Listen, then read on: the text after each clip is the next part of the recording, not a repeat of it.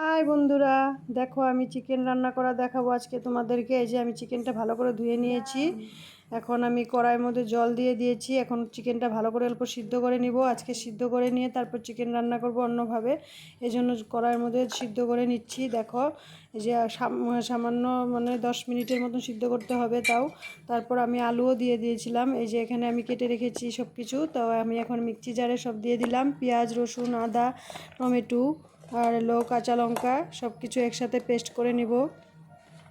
এই যে দেখো তোমরা, তো আমি পেস্ট করে নিচ্ছি। নিয়ে এসে যে বাটিতে ঢেলে নিয়েছি। তো আমি এখানে হলুদ দিয়েছি 1.5 চামচ জিরের গুঁড়ো দিয়েছি। তারপর সামান্য লঙ্কার গুঁড়ো দিব, সামান্য দিব, বেশি না, খালি কালার হওয়ার জন্য, কারণ আমি কাঁচা লঙ্কা দিয়েছি। তারপর আমি সামান্য চিনি দিয়েছি। তারপর এখন 1.5 চামচের মতন নুন দিব। তো এই যে ভালো করে মিক্সড করে নিলাম। এখন কড়াই গরম হওয়ার পর সরষের তেল দিয়ে দিয়েছি। তারপর এখন এখানে শুকনো লঙ্কা, তেজপাতা আর গরম মশলা দিয়ে দিয়েছিলাম। তো তারপর এখানে পেঁয়াজ কুচি দিয়ে একটু ভাজাভাজি করে তারপর আমি এখানে যে পেস্টটা রেখে দিয়েছিলাম ওই পেস্টটা দিয়ে দিলাম। পেস্টটা ভালো করে অল্প নাড়াচাড়া করে একটু তেল বেরোলে তারপর এখন আমি মাংসটা দিয়ে দিব।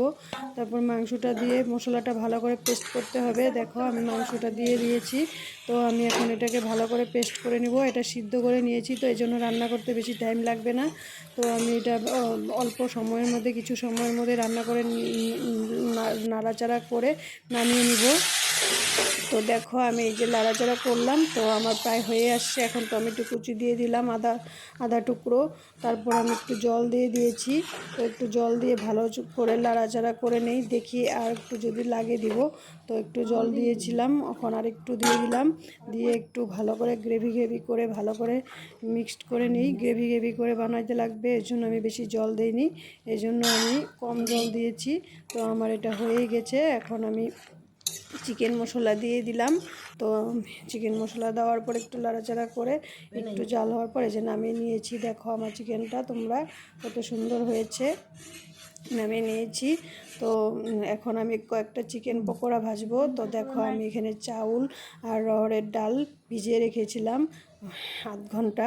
তো ভিজিয়ে রাখার পর এটা পেস্ট করে নিয়েছি।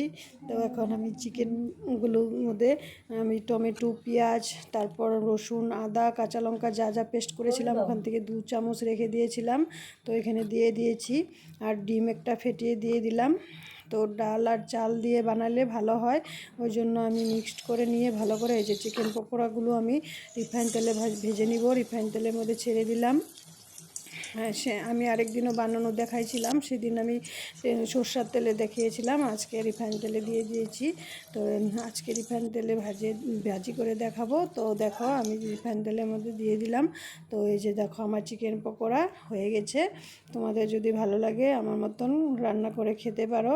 আর এই যে আমার আজকের মেনু।